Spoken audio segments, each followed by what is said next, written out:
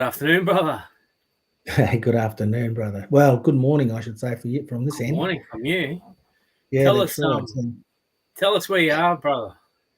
Righto, I'm on Spanish country. I guess it's probably the Catalans. I guess this is what they call that. I'm in the middle of Spain at the capital, Madrid. Madrid. So, yeah,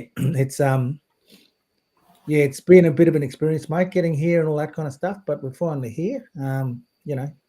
Flights, as you would imagine, are long and Yeah, tedious, yeah. and I think that we might spend a little bit more money next time, and the whole getting back. I think, Was I don't it know. Michelle's here for some operations, so maybe she's feeling a bit better after that. But yeah, but was it a long flight? How long's the flight, brother? well, it was 7 hours from actually 9 hours from Bali, Denpasar to Doha in the Middle Yeah, East, yep. and then it was a 7 hour flight from there to Madrid, but we had about 2 hours at Doha Airport. We had to change planes anyway, so yeah, it's been a long journey. I think it's we went on Qatar Airlines. I don't know if you've ever travelled on Qatar, but No, I haven't. They go to Bali too, eh? From yeah, Australia. they fly from Bali Yeah. and from Australia. That's right. Yeah, so but yeah, I'm hearing that it's pouring rain and there's monsoon setting in Bali at the moment. There's floods everywhere, so Got we out the right time. got out of there at the right time. Yeah, yeah. So because it'd been a lot messier trying to move in the rain. Yeah, when it's Yeah, raining. So, definitely. but anyway, it's we're here and it's beautiful. It's clear. There's nothing going on. It looks a bit dry actually. It needs a bit of rain here, I think. Maybe I'll bring some of that barley rain with me. Yeah, So, I think bringing that some of that monsoon stuff over, brother. yeah, yeah. It looks really dry. It's quite a pretty place. Um, I think they had a big sale on red brick Yeah, years yeah, ago, yeah. and every building's got red brick. I'm looking out the window, just checking out the view, but yeah, But but it's been good. It's temperature's down a little bit here. It goes up to about 27 midday, or that to be the yeah, hottest. oh shit, Yeah, brother. I'm yeah, I in know. Warrnambool at the moment, brother, and it's 5:30 at night and it's 12 degrees. All right, so Yeah, I don't want to don't hear any more about that. I saw some bloke down there. There's a school across the road, and the kids are all in shorts and short dresses and stuff in the school uniform, and he's wearing shorts. And I'm thinking, that's it. I'm putting shorts on today. I'm going out for a walk. Yeah, Anyway, hundred we'll go percent. and have a look after this. We're going to go down and do a bit of a reconnaissance. I think just getting familiarising ourselves with what's around it. There's a lot of things around us at the moment. We're kind of in. They tell us this region we're in, or this area we're in, is a tourist area. So yeah, a lot of tourist accommodation. So anyway, which is good. It's got a nice we're up the rooftop apartment, so we've got good Oh, views of the nice. place. But there's not many high buildings here. I reckon I'm looking at one over there that's probably the biggest, and it's got about maybe 10 to 12 stories. That's Yeah, about okay. all. Yeah, yeah. Not Well, tall. that's good, Not. eh? Yeah, it is good. I think, yeah, it's flat country here. But you can see some hills in the distance, Yep. so it's quite nice actually. I don't mind it at the moment. We're going to go down and we've done some shopping, bought some immediate supplies, and probably go down and have another look today. I think, yeah, but we can't be eating out of restaurants all the time here. Not No. like in Bali. Not like in Bali. Yeah, that's Yeah, right. Yeah. So yeah. And the you money. saying you got an apartment? Yeah, we've got like an Airbnb Oh, thing. yeah, okay. So this guy's apartment we've got, and it's yeah, it's a nice old. They're all old buildings. Everything's old here. It's not like flying from here to you know Australia where all the buildings are really modern and new. So they're pretty old buildings. There's a big cathedral up on the hill up there. We see the big dome on the top of it. We can't see it all, but we go up and have a look. I think go for a bit of a look. See, we've got to do all this before Michelle has her surgery because after that she's going to be laid up. So not much doing after that. We'll probably spend a couple more weeks here in Madrid, and then we're going to jump on a train to Barcelona, spend a few days there, and then head up to Paris, mate. We're going to go into France, Oh, have a look. nice. Nice. Yeah. So we're going to do a bit of travelling. Well, if she's well enough and she's mobile enough, that's the whole idea of this surgery. Yeah. It's kind of strange, JB, because everyone thinks she's getting cosmetic surgery and stuff. Yeah. But it's not. It's actually, Far from that, it's actually. Oh man, no! It's like she's got a disability. She needs to be able to walk properly again. Yeah, 100%. Without any pain and stuff. So, 100%. which is the most important thing. You know what I mean? So, but I'll clear that up in my post on Facebook, I suppose, to make sure that people are aware that this is not this is not something to make us make her look better and pretty and all that sort of stuff. It's actually just mobility, Yeah. So good. Nice to be here. Nice to finally get here. I think and that was the thing. I knew what it would feel like once we got here. Like the day we got here, we got in about 2 o'clock. Yep. We got out of the airport about 4 o'clock.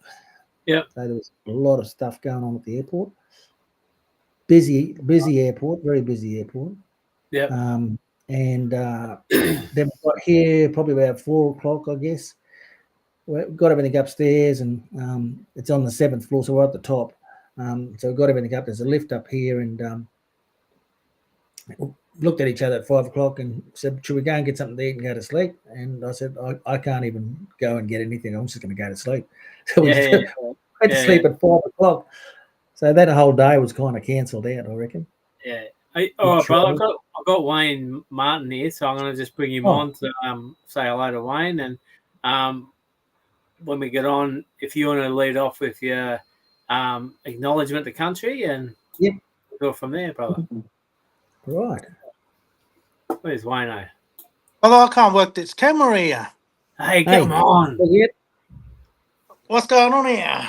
No, you had it on before. I seen you in the background there, brother. Let me just figure this out here. Just down underneath there somewhere, brother. Look, you see the microphone and the little camera? Yeah. If you got a cross on it, that's working.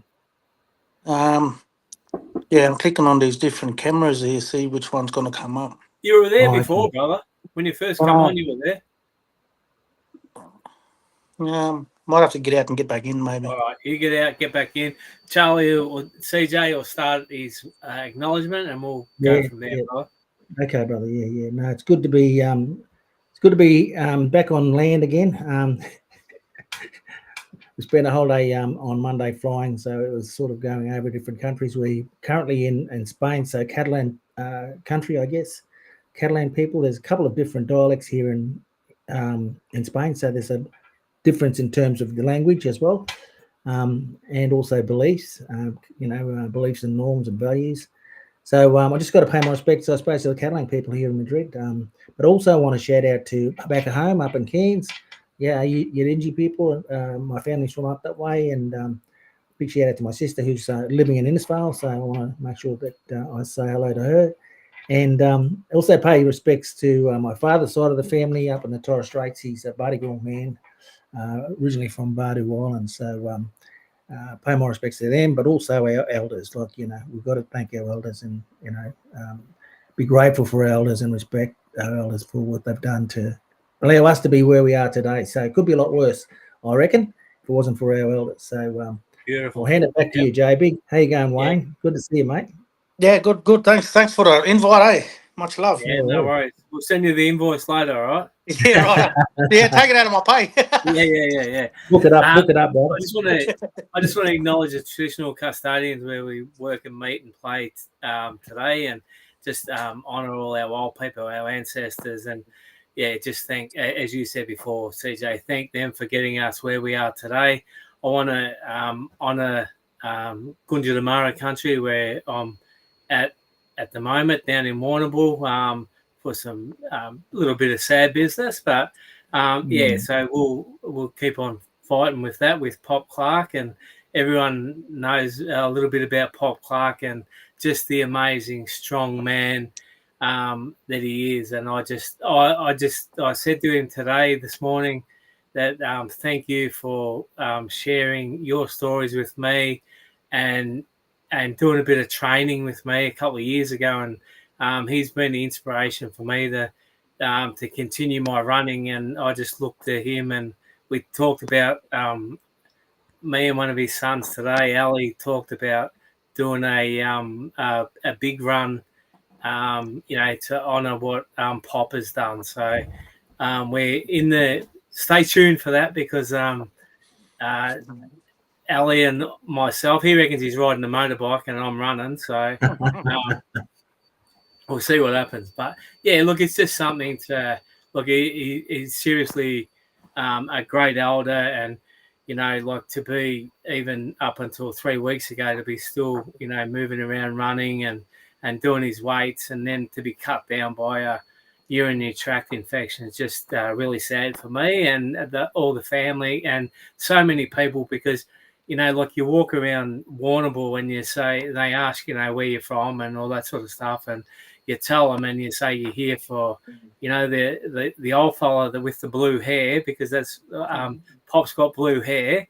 And he's had it for so many years. We're trying to work it out today, but they reckon over 25 years he's dyed his hair blue. So, and everyone knows him and everyone's got a really kind word and a beautiful word to say about, the amazing strength and the resilience and just what a true warrior is, you know what I mean? So, and I thank everyone, last week and the week before we spoke about this as well. And I just thank everyone for sending their beautiful healing messages and all their love to Pop and the family and friends as well. So, so that's that. And I just want to acknowledge my mob, the Muddy people, and Balranald, New South Wales, and just pay the utmost respects to them as well. And yeah, thanks for that. And I'm going to hand it over to our very special guest, Wayne Martin. We want to hear a little bit about, tell us about a little bit about yourself, brother. Oh man. No, I'm Wayne. I've got to tell you, CJ, and everyone that's listening, this man is a very humble man, and we're going to get a few things out of him tonight that he probably won't want to share, but he's a very talented man. So. This fella. Yeah, thanks again for the invite, and I pay my respects on the land. We all know I'm out in Roma at the moment on Menandangi country. And I pay my respects to my old people too back home in Mardigan country out western Queensland. All my family out there. And I a little bit about me. I'm originally from Colomulla, and I grew up a lot, travelling a lot when I was little with my mother, and she raised 4 kids on her own, no man around, no father around, so we travelled a lot, and I left home probably when I was about 17, and sort of was in my blood when I left home. I just wanted to travel a lot. So it was in my blood when we was kids growing up all over the place throughout Queensland, New South Wales, and it was just in my blood, man, to travel around a lot. And I had opportunities to see a lot of country when I was younger, and met a lot of lovely people, and had opportunities to be able to join in a lot of cultural stuff, throughout our country, and got to meet a lot of beautiful, a lot of strong people, culturally and spiritually, and that's very special, and I keep close to my heart, all that stuff, and what else you want to know about me? Yeah, a little bit of dancing there as well, brother. Tell us a little bit about I only got into dancing, cultural dancing and stuff, and not just by going out bush and doing stuff out bush, and then we do a lot of performance centres and stuff in throughout New South Wales, and so we travel a lot doing that. Probably when I was about 18 or something, 19, doing that there stuff, and I lived with my uncle at the time, and he's a cultural fella, and I had no choice but to do that because he come along and saved me. He's come along and saved me. Like that's every time when I talk stories and share stories about myself, is like I was in a really deep, dark place when I was about 16, 17, on drugs and alcohol, and I just had no respect for myself, let alone respecting anyone else around me. I just have respect for me. I didn't care about myself, what I was doing. And my uncle saved me, he come along and took me away from that environment and the people I was hanging around, and he put me, on this track where put me around a lot of good people and got me into going bush and connecting with the land and make me see cultural sort of things culturally, and then seeing the spiritual part of it as well. It opened me up right up and made me look at the world differently, man. It did, and all that part of with dancing and telling stories and just doing a lot of meditating on the land, man. And this was probably when I was about 18, 19, and uh, it helps a lot for me now. I'm 40, and I'm just still getting in a bit of that stuff. I lose a bit of connection with doing stuff like that. I'll go off doing my own little wander and doing my own thing, and I got to start getting back into a lot of that stuff. But it's part of the journey, man. But I love it that way. So one more thing before I hand you over to CJ, because CJ has all the hard questions, all right? So just be careful on Oh, we should have let him go first. a little bit about your artwork, brother. Yeah, I did paintings when I was little with my brother, my older brother. But I wasn't as good as him. But I started doing more paintings. Probably started getting a lot of painting more. Probably 2018 might have been, and started doing that. And I was at the same time I was working on the roads for road tech out on main roads out west out these areas, and I had the opportunity to do a commission for the NRL to do a design for the premiership for the NRL. So that sort of just kickstarted me jumping into. I quit the roads. I started my own art business, and so I've been starting into doing paintings for many years now since I had that gig with the NRL and doing stuff with Jonathan Thurston's statue in Townsville and doing stuff for his academy and doing a lot of different other commission pieces for around the world as well, and in art galleries around the world, which is really nice. And but that's with the art, yeah.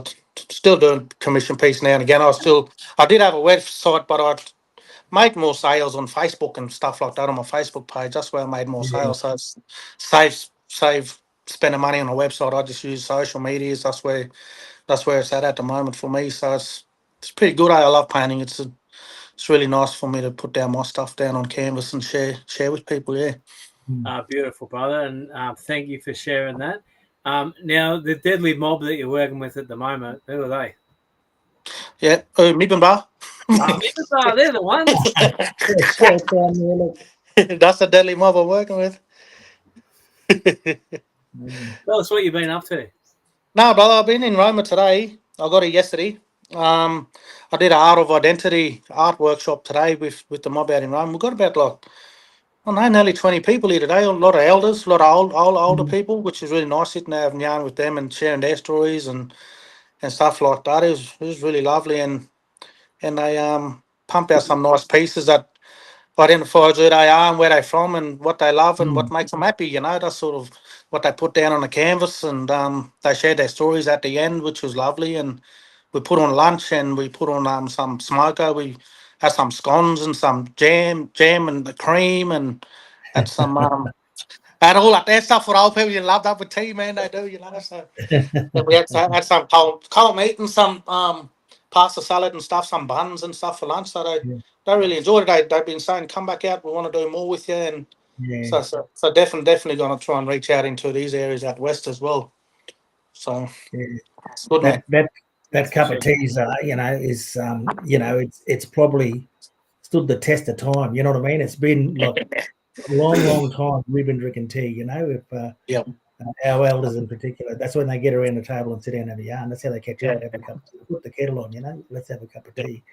So that's deadly, brother. Yeah. Hey, and I know that you just sort of, when you talk about what you do, you do this and you do some artwork and you do that, and I don't know how important that is for people, for yourself, how important that is for our people. You know what I mean? It's really interesting that, I know that it's a day-to-day thing and it's a kind of a, things that you want to get out in terms of your stories and stuff as well. But that's what was happening a long time ago. And it's really good that you're maintaining that cultural kind of aspect of life, our lives, because I think that we can get lost in all that other stuff. You mentioned Facebook and all that kind of stuff, and get lost in all the stuff that happens in whitefellas world. Have to be, the CEO, or you need to get, to a place where people respect you and all that kind of stuff. But that's got nothing to do with life, really, has it? When we think about life, when we strip it all back, it's all about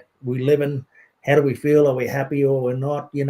Are we sad? Well, go through all those emotions, but and you can be very happy without anything. You know what I mean? And just having you and your skills and your paintbrush and your canvas and people around you. That's all you need. And so I've got to say, what you're doing is fantastic. Keep up the good work. It's just amazing. And it's always good to have a yarn. Get in with a group and have a yarn. That's it. And the stuff you're doing with the NRL and JT, amazing stuff, mate. It's getting it out there. And I was very surprised. I lived in Darwin for a little bit, and up in Darwin, it's pretty, it's a kind of redneck place up there, but they're all wearing Aboriginal design shirts and everything. What the heck, Now, don't worry about JT. You worry about JB and LB, mate. That's what you got to worry about. Yeah. We've got a few people on here, so I just want to say good day to them. We've got Jeff Sentence watching. Hello, brother. How are you? We've got Francis White watching. Hello, Auntie Fran. How are you? Lisa Bullman, LB, is watching. So better be up myself. We've got April. We've got April Elaine, Auntie April, watching. So hello, Auntie April, and she said hello, guys. So, yeah. And there's a few others there too, but I just can't see them at the moment. So yeah, neither, mate. I can't see. I can see only April's hello, guys, but not the others. You must be got the other feed. But here's that Derek Wilson. G'day, brothers. I'm late again. Lots of laughs. LOL, he reckons. Derek, we don't want to have you in too late too many times, brother. So we did ask for a late note last time. So we got Auntie April there. I'm jealous, Wayne. Been waiting to work with Mibbenbar. Yeah. 100%. Come on, going in. Yeah, definitely. We might have to do that. Hey. Yeah, might have to do that. Yeah, 100%. So yeah, look, it's fantastic to have Wayne on board. I mean, he's been a real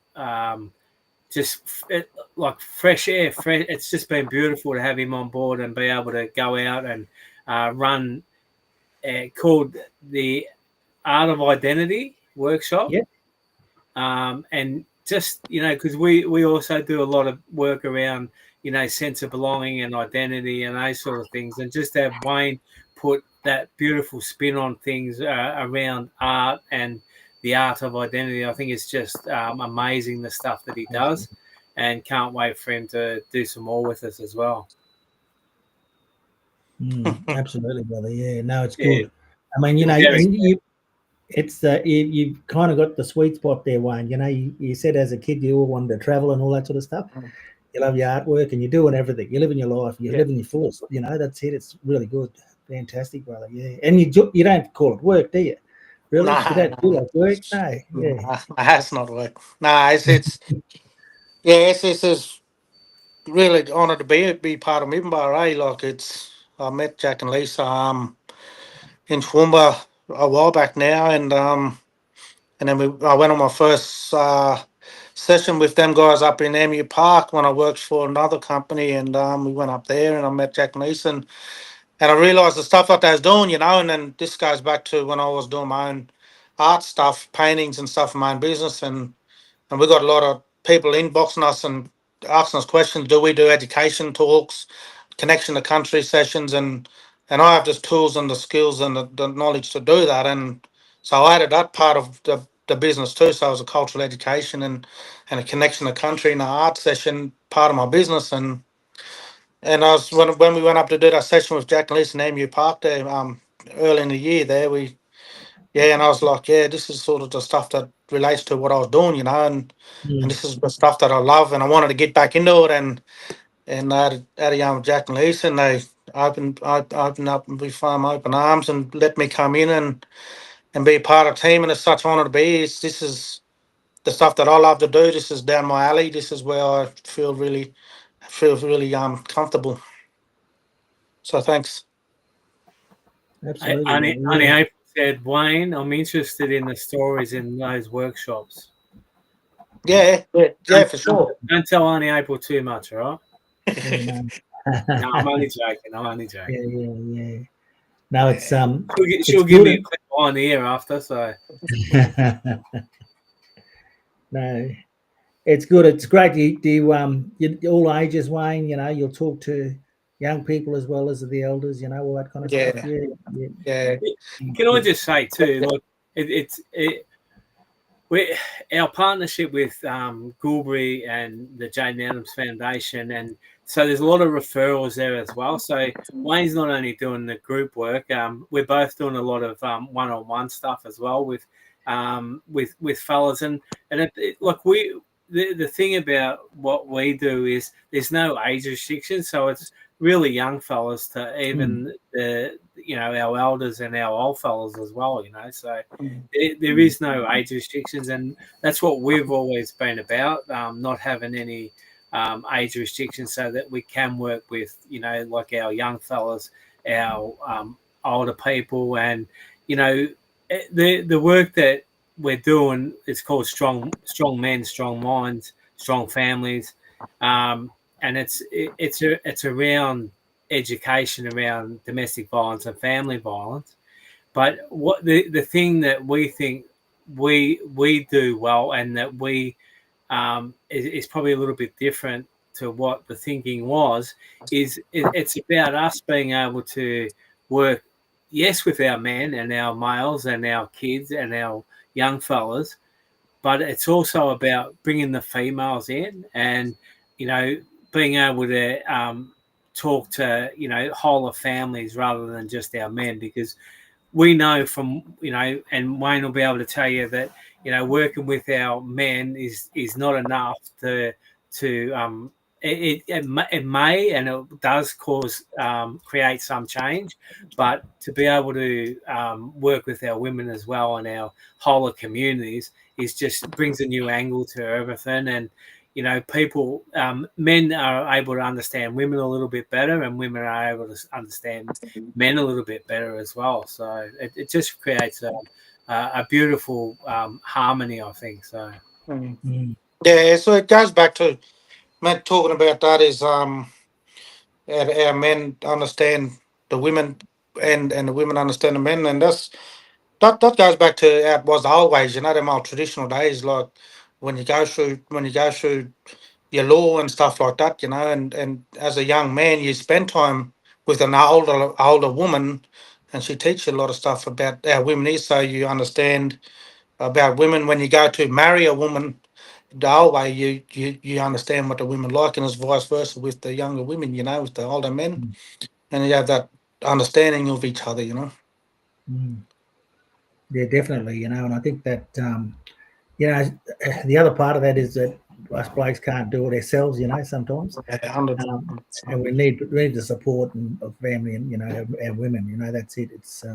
It's important that we kind of share a lot of stuff like this. So, and we talk a little bit about this, especially with Auntie April. Around when they come into their hormones start to take place, and why they're snappy and cranky and all that kind of stuff. So we think they're just mad at us or whatever, but it's not as part of it's that too. Wayne and I have had this conversation as well, and it's only a matter of depth, mate. The trouble that you're in is only a matter of depth. Yeah, I know. You got to have a squeaky clean record, I reckon. I don't think anyone's got one of those, mate. So.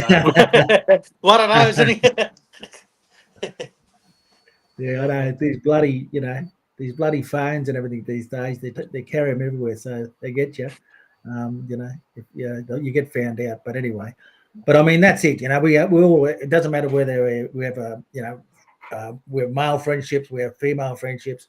We really all need to understand each other, and I'll go as far to say that even between not just our mob but also the rest of the world, humans, I guess, we need to understand each other. Yeah, that's the thing, CJ. And I agree totally with you.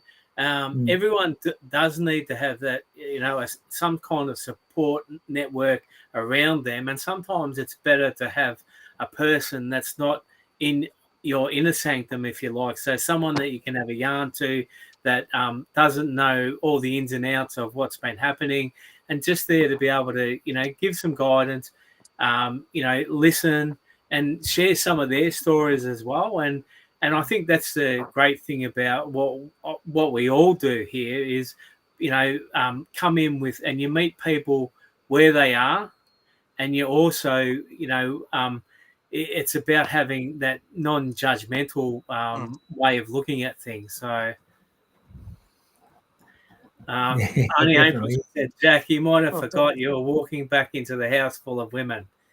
And that is true. That is true. So I might be staying where I am, I think. So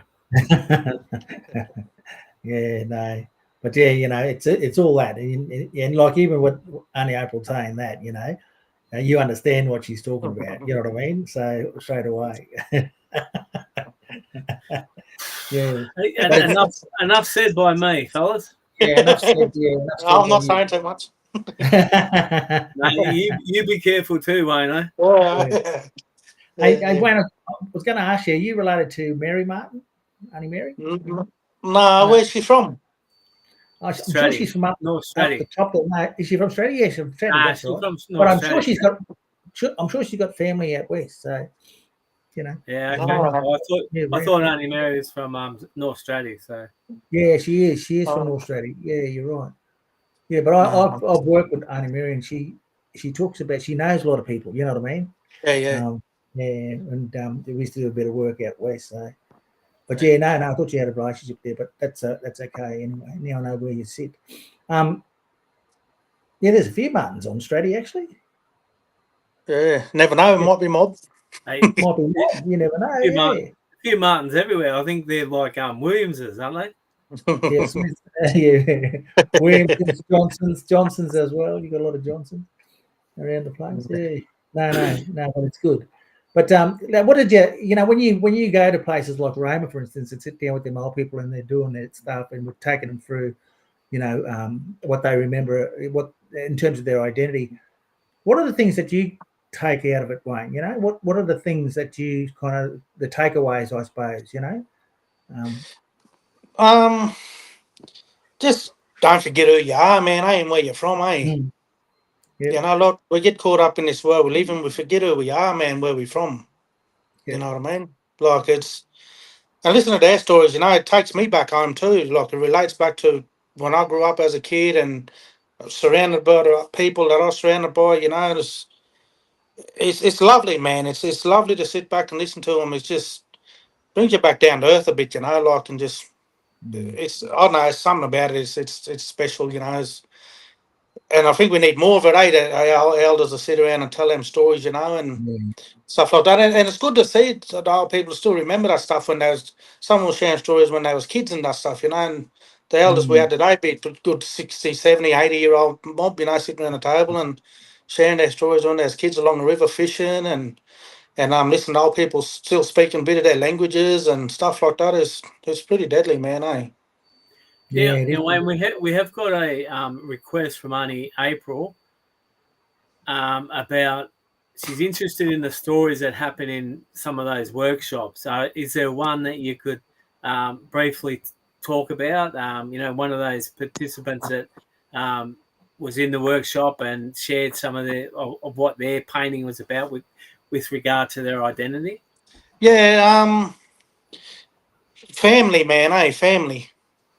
Most of them put in their what means a lot to them and where I grew up to is just family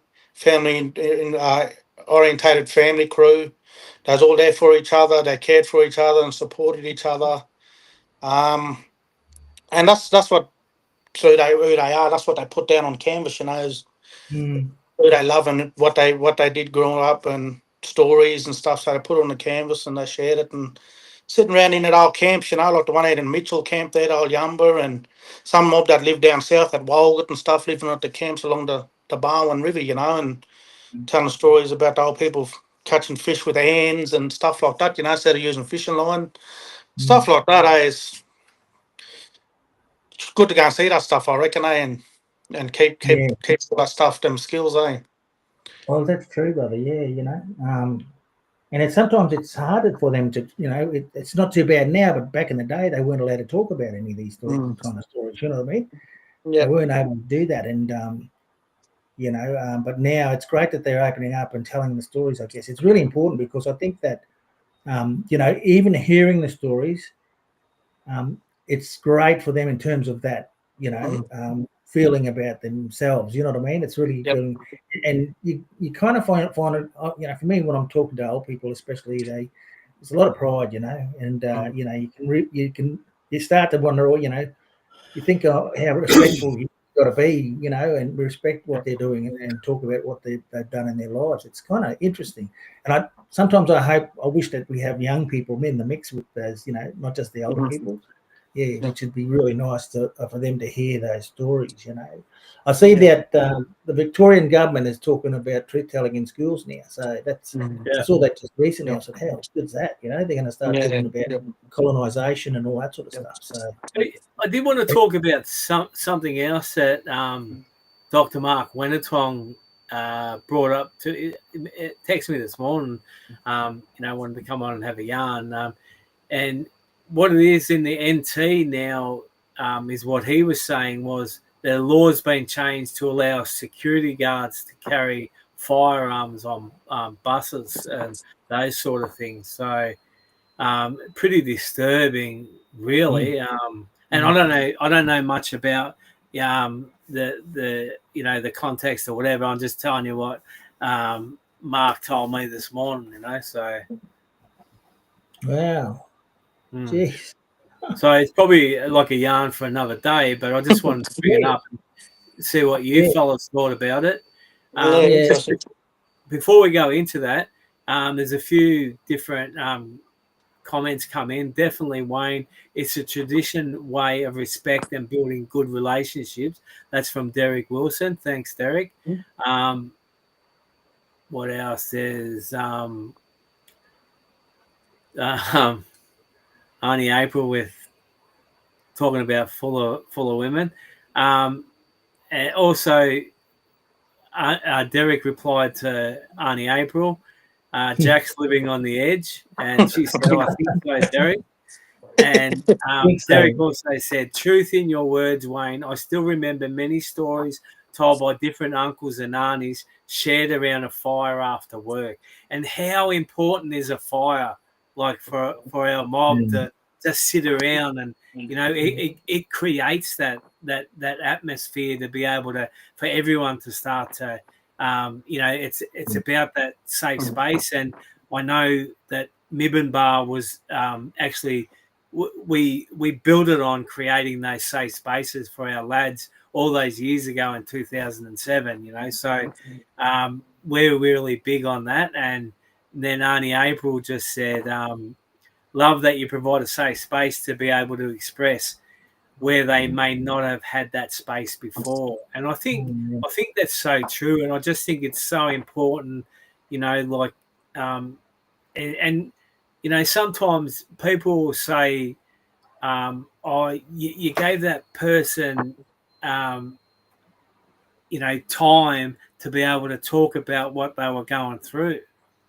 And that's exactly what people need, is just to be given that space to be able to talk about their concerns, talk about their issues. And again, it's not about us having a solution, because they know that what the solutions are as well. But it's just about being able to have that yarn, So, and then we've got Auntie April as well, and she said, as long as schools don't think they can teach culture, but perspectives, truth, histories, it's our responsibility as mob to provide culture to non-Aboriginal people. This is happening too much, CJ. Listen, Victoria. Yeah, true. Yeah, very true. I think there was in the article, there was an Aboriginal woman there as well. Possibly someone that's leading the charge there. So, but yeah, definitely there's got to be that. There's got to be that. But that, going back to what you were talking about before, JB, there was that conversation. I think they were having a conversation, or was it a debate or a discussion about police not taking NT, the police not taking lethal weapons into into communities because there'd be a stun gun or something else. But because there's too much shooting and death going on. Unnecessary really when they don't know how to de-escalate a situation or they don't understand the situation and they're threatened. Yeah. I've known Dr. Mark for a long, long time, and to be honest, I've never seen him so upset. So, oh well, yeah, it would upset you, right? Yeah, definitely, yeah. And I'll just go back to you, Wayne. You mentioned that the people in Roma were all over the place. So, were they talking about how they got to Roma, or did they talk about why they're in Roma, that type of stuff, or was it family connections and? Yeah, just mainly when they was kids. Some of them there ended up coming up here when I was like 1-2 year old with their families and stuff, and their parents had to work and stuff like that. So a lot of mob that was around the table was all from different areas, and they came up as kids, and some moved from their communities to a small community too. I'm a bit bigger, probably bit more education for their kids, a bit more easy for the kids, stuff like that. With medicines and education wise and stuff for their kids. So opportunities, yeah, that's right. Yeah. Did they reflect any? They obviously did reflect some of that in their identity portrait, I guess, when they did stuff. Yeah. So that was And what was the process? I guess they did you talked about the premise of what was going to happen, but then did they do a presentation to say this is to explain the story? Yeah. Okay. At the end, I got them all to share their stories if they wanted to, and everybody jumped up and shared their yarns about the painting. And this one little girl, she did a lovely little painting too. Because we had about 2-3 little kids in there too, and this one little girl did a painting, and I know she would have probably been about 8 or something like that. I'm not sure, but she got her dad to tell a story, and she didn't want to tell a story, so her dad told a story, and she told a story where she was from down the coast, the sunny coast, and this is where she was born, at the sunny coast, and this is her travels. She used his footprints to travels on her little journey out to Roma, and this is her friend she plays with, and there's a river next to there where she loves to go to the river. Man, it was amazing painting. This little girl come up with all this stuff. It's beautiful. I did a painting too, and I wanted to swap her for her, and she didn't want to swap me. It's telling you something, brother. Yeah. Can I just add to that as well? I want to tell a little story about back in 2023. But first, Auntie April said some people don't have the capabilities to express verbally.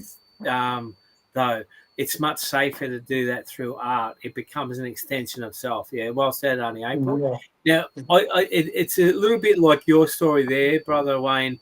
On our 2023 gathering down near Bateman's Bay, there was again. I mean, we don't have any age restrictions and those sort of things, and one of the young lads who come down, and I think he's from, it might have been from Toowoomba as well, but he shared his, he did a painting of the bus and how they got there and all that sort of stuff. And there's an older fella that's called Craig Hammond, who you may or you may not know, but he's done so much work in with our fellas over an extended period. He then felt obligated to get up and share his story because the young fella did. So, when we talk about that transfer of knowledge, and we all know that it doesn't go just one way, but it goes, back and forth, across ways and diagonally and whatever way. And we always get something out of, what we're doing. And I must admit, Wayne, like whenever we do a workshop, we always say that we get as much, we learn as much out of our workshop as what the participants do. And I know you think the same way, and I know you do as well, CJ. So it's just as you said before, it's something that's beautiful, and it's something that creates that connection. And like no doubt with what you've done with those art workshops, you will have that connection with those mob that you did that with for a very long time, if not forever, you know. So it's such a credit to you to be able to do what you do and do it well, brother. So thank you. Yeah. No, it's a good ace. Yeah, some of them jump in and said, "Oh, I can't paint, and I haven't done painting in years. I can't paint it." And man, look, and when they finish, man, they're unreal. That you think they've been painting for years, man. You know, like it's amazing. Yeah, and it, you know, and I think I'm going to say something that goes back to that safe space, Jackie. You know, with normally in your life, in your daily day-to-day life, you don't do this stuff. You know what I mean? You don't sit down and paint something, or you don't go and have a yarn. You know, there's those old traditions are sort of getting lost a little bit. So it's good to create that opportunity for people to get together again and have a yarn and do some painting, and you know, just catch up, have a feed, whatever. And yeah, it's good. I reckon it's just fantastic because we don't do it. You know, we used to do it a long time ago, but we need to bring that back.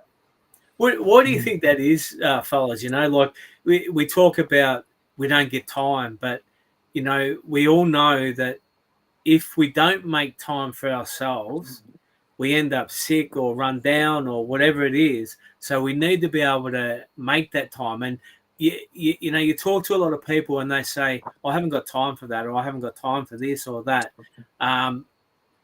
Is the world changing that much that we can't make time for ourselves now? Yeah, I don't know, brother. I reckon. I reckon, like it's you put into a system where it's just you forget about yourself and you just go on all day and just work, work, work, work, pay the bills, work, work, pay the bills, and that like it's. I have a conversation with my brothers that we do a lot of fishing with my two cousins and that, and which we talk a lot about that is our life is so crazy with. It's just all it is based on work and work and work and then work till you die, like, and that's sort of, and then we talk about your work and then you retire. Like you get to a point where you retire and by the time we're talking about it, by the time you get to retirement and stuff like that, you've probably got 15 years in your life. And most of that 15 years of retirement, you're sick because you work so long and then your body's used to working.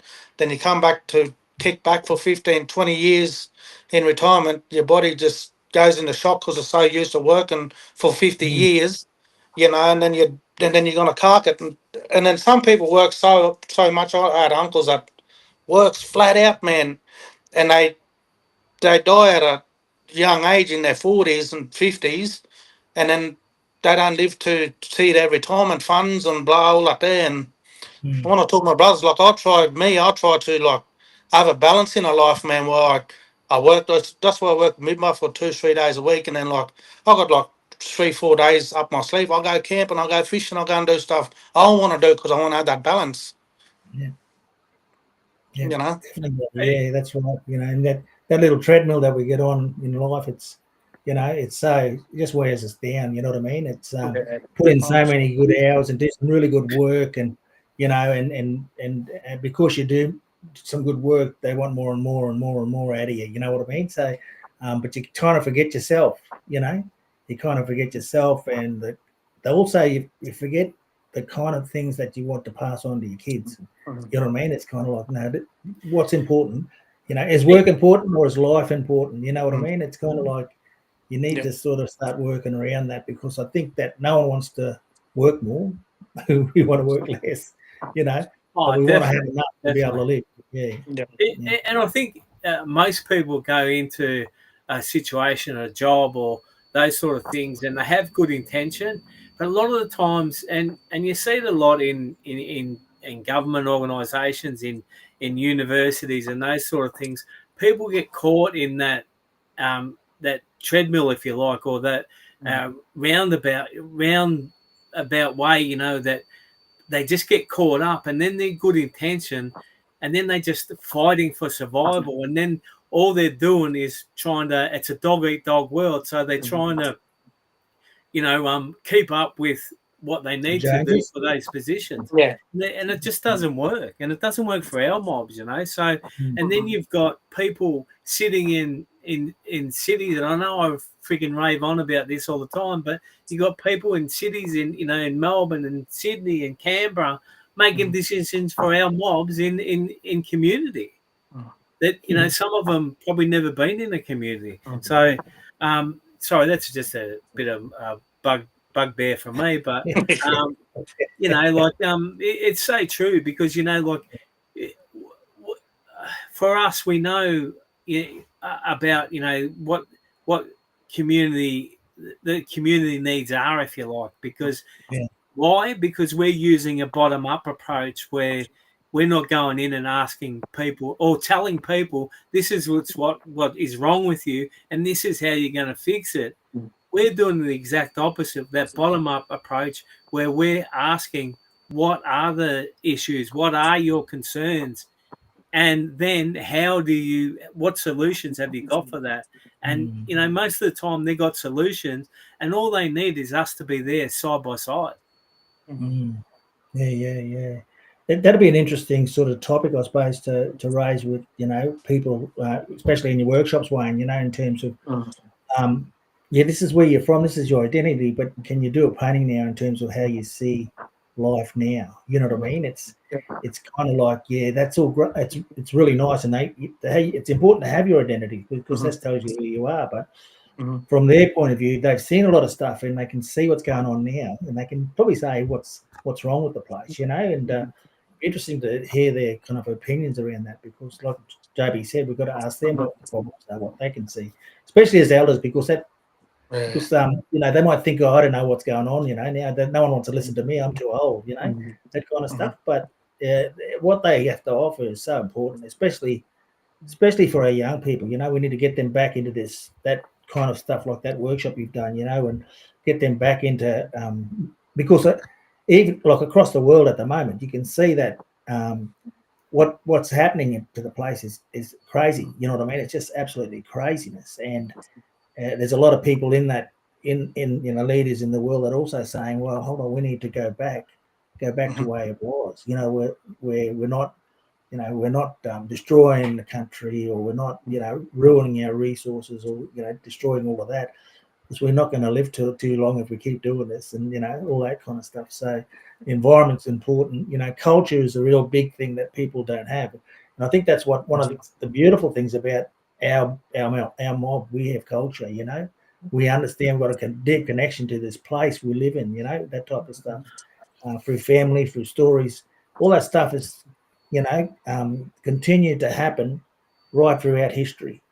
You know, and that's why they say we're one of the oldest living cultures in the world, because we continue those beliefs and those practices and traditions. But, you know, it's kind of like, for me, it's about how do we reverse it? How do we unlearn a lot of the shit that we learned, so that we can get back to that place where it's peaceful, where we're happy, we're free, you know, free to do our own thing, type of stuff. So it's interesting stuff, and I kind of listen and learn, you know, what things have been said around the place, around current times, especially like you know, things. I know we should concentrate in our own mob and our own place and our own space, but people are getting killed. You know, people are dying because of a whole range of things, not just war, but you know, they're dying from starvation, they're dying from, you know, a whole range of things, pollution, you know, all that kind of stuff. So, but yeah, it'd be interesting to hear from those people, you know, especially the older people, about how they see it as now. You know, what do they say? And there'll be a lot of, I think a lot of stuff will come out of them, and you know, and because I don't think young people realise what happened before Google. You know what I mean?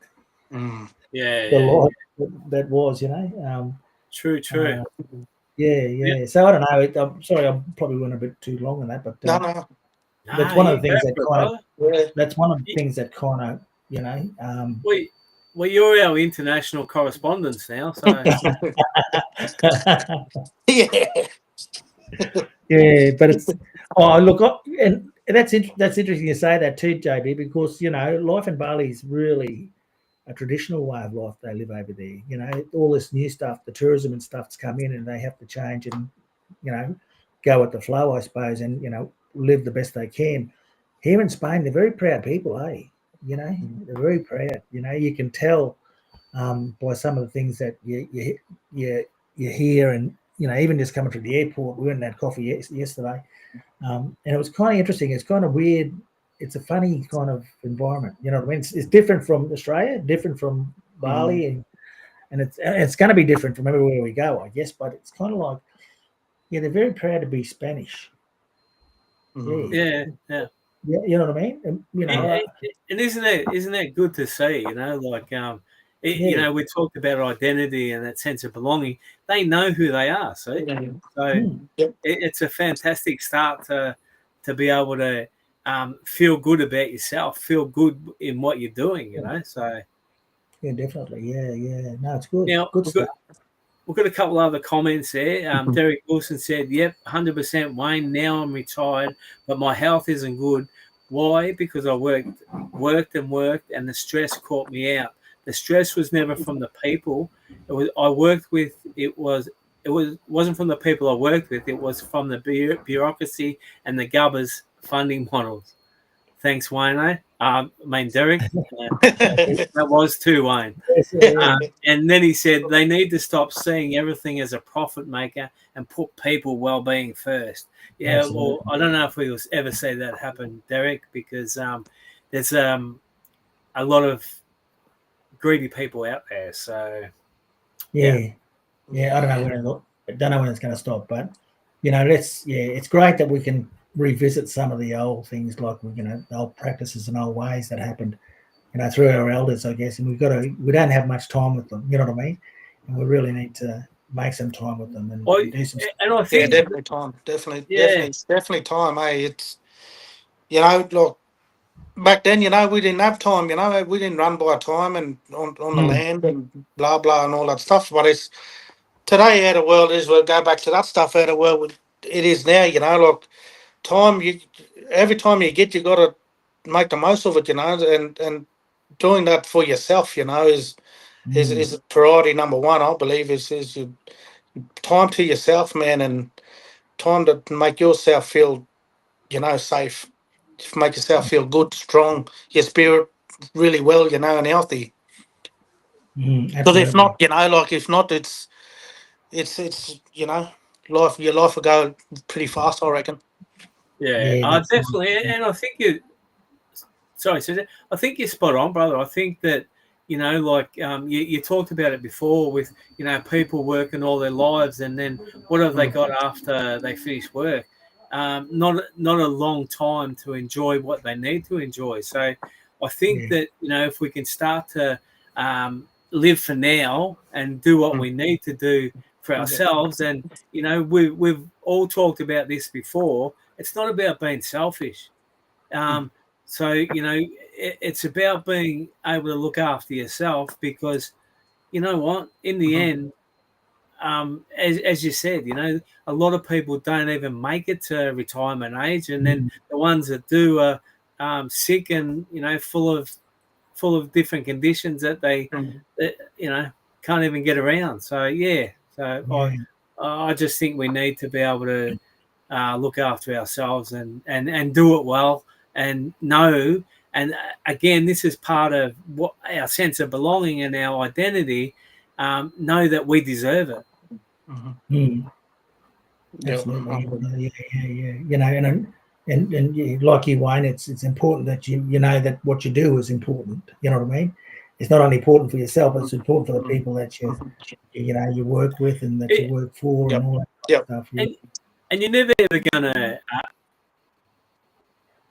Sorry, brother. You're right, Bryce. Please everyone. So you got to please the ones that want to. It's so true. There's some people that get up in the morning and it's not good morning. It's cold here, or it's too hot here, or whatever. So some people, and it's not about us. So if we learn to take things less personal, it's about what they're doing. Can we change that? No. All we can do is control what we can control. So that's it. Yeah. No. But look, it's been really nice chatting with you, brother. Yeah, thanks for coming on. A lot of people they bounce out at the last minute, don't they, JB? Sometimes. Yeah, certainly do. Certainly But do. there's some good ones. I Nah, mean, it's good. you know, That's good. we don't ask too many hard questions. JB, They're scared of CJ's questions. That's what. That's I don't know if I answered a couple of them correctly, but it's all good. No, you answered them the way that you should have been answered, mate. That's the way it is, And there's no pressure on anyone in this particular space that we have. Yeah. And it's been good. It's been we always say, we've been going 5+ years now, JB. Yeah, 5.5, mate. 5.5, yeah. Just talking to community people and and we always say too, if you don't know the answer, just make something up, So, No. Just stretch the truth a bit. That's it. Yeah. So really, really good having you on, brother. And thanks for thank all you, the amazing work that you do. Yeah. So I'm going to hand it over to you for the last bit. Yep. Before we go, we're in finals season now at the moment, so I'm going to just mention the footy finals, the NRL, but also the AFL. So what's your predictions? What's your picks? NRL first. I'm going to go Storm. It's hard. Go on, brother Jack. I'm going to go Storm. And I'm going to go. This is a bit of an outside, but I'm going to go Geelong in the AFL. Yeah. I watched them too. They're pretty good. Yeah, I'm with you with the Geelong one, mate. I'll go with I'm going to go for Canberra. Yeah. Not about Canberra, and then AFL. I'm going to back my team, the Crows. Oh yes. Yeah. I would have said them last week, but they had a bit of they got beaten. Yeah. I think I watched that game. Yeah. Yep. Yeah. But I'm definitely going to be going with Geelong, I think, at this point, because our team, me and Jack, we follow the Blues, mate. We follow Carlton. Yeah. I witnessed Jack there. We watched the game, mate, Jack in Chinchilla. Yeah, we did that. And I reckon it's either going to be. We won that game, though, won't they? Yeah. I'd like to see a Canberra and Brisbane grand final, actually. Yeah. I reckon that'll be good. I think we'll be on this weekend, isn't it? It's on Sunday. Yeah. Yeah. There might be a preview to what might happen, but as long as they don't cancel themselves out and win that game, that's all I worry about. Injuries and stuff. There you go.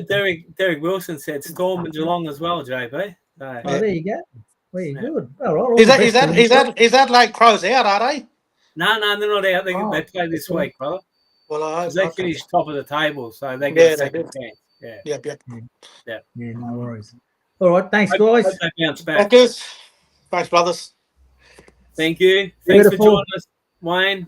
No worries. Thank you for the invite. Stay safe, everybody. Love you. Much love. Stay safe, everybody. Much love to everyone. Have a good rest of the week. Bye for now.